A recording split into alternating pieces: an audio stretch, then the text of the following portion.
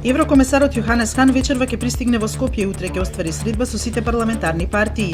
Предвидувањата за исходот од средбите и преговорите се тешки за аналитичарите кои велат дека ситуацијата е многу неизвестна.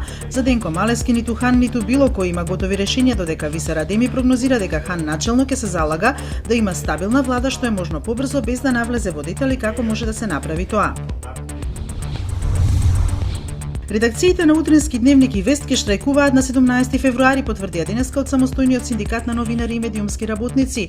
Во соопштението се наведува дека и покрај делумното исполнето барање за исплата на декемвриската плата, не се исплатени јануарската плата и хонорари до 15 февруари и нема информации за плановите на менаџментот на МПМ за следните 6 месеци. Лидерот на опозицијата во Русија Алексеј Навални е виновен за проневера, пишуваат руските локални медиуми, што значи дека нема да може да се кандидира за председател на изборите следната година.